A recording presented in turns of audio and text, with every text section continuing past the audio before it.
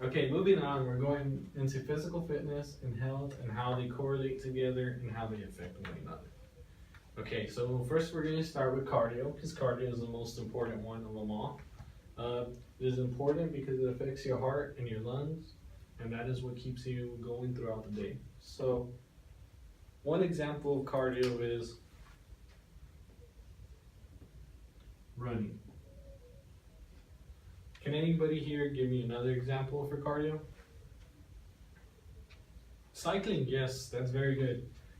Okay, so as we talk about cardio, we see running and cycling.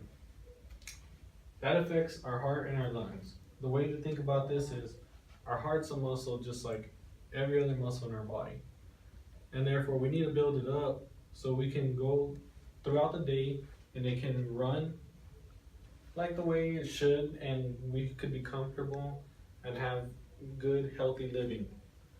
So we need to think about our heart as an engine, like a car that has a small engine and a car that has a big engine.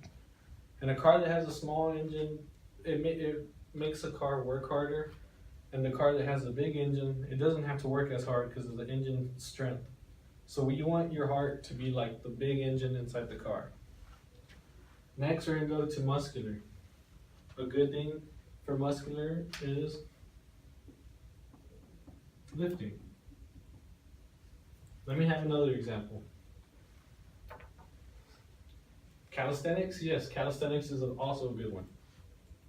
Okay, so lifting and calisthenics are pretty much the same thing. Lifting requires equipment because you're weight training. So you go into the gym, you do your bench press, your squats, simple movements like that, but it's adding weight. Calisthenics isn't. Calisthenics is your own body weight, so you're using push-ups, sit-ups, pull-ups, dips, things like that, using your own body weight to build your muscle.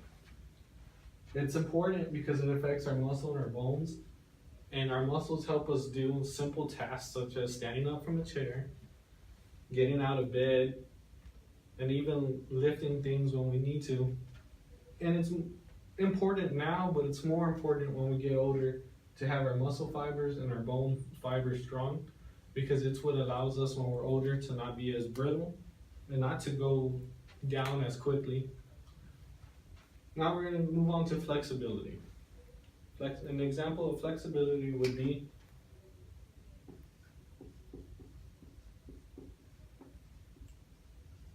stretching.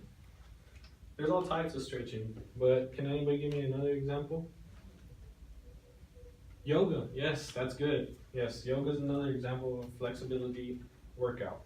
So when I'm talking about flexibility, I mean, it affects our ligaments and our joints, and it is important because it helps us do tasks such as tying our shoes, bending over and picking something up, or even simply stretching to get something off the shelf.